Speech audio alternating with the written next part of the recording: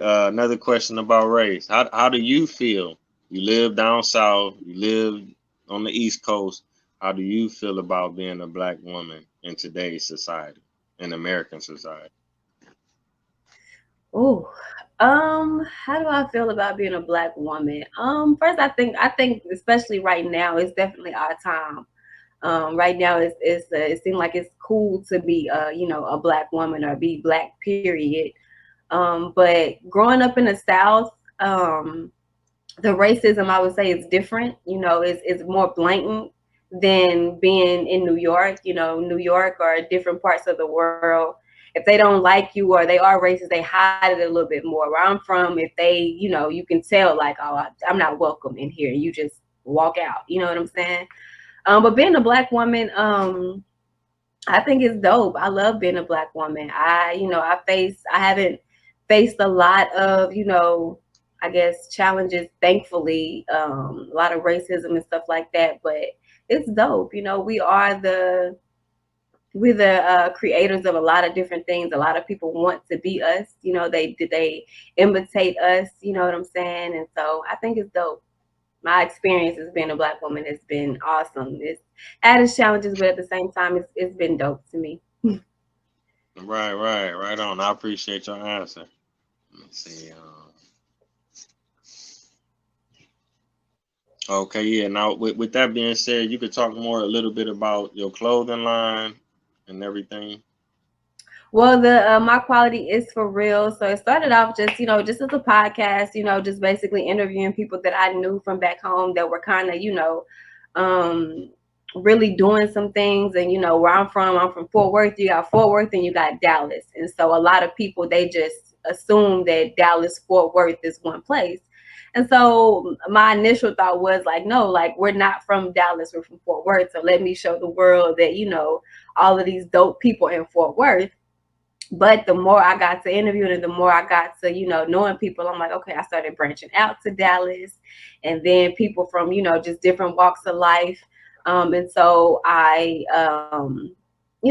kind of took a life of its own. Now the clothing line that I started is basically wanting to encourage, the original woman, the black woman, and also the black man as well, that your quality is for real, whatever your quality is, whether it be good or bad. We all are unique in our own way, and we all have different qualities, and we need to just embrace them and be more unapologetic about them. And so that's what started the My Quality is for real clothing line. And I just want to just continue to build it up and to be more, just more than just t-shirts. But right now it's just just shirts for right now. But that's yep, Right.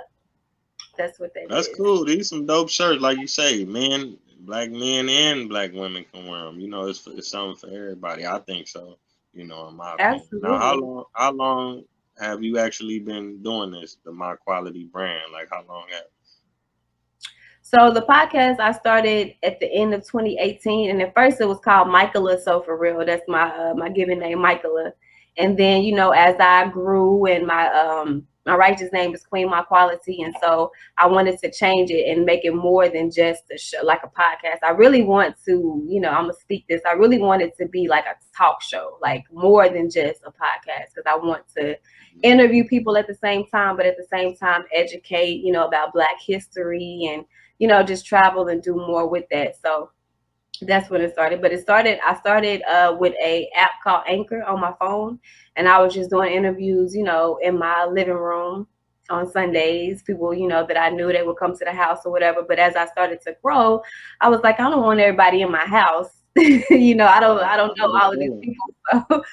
So I had an opportunity to work on a web series called Kismet, and on the set, one day, one of the guys asked me, have you ever thought about doing radio?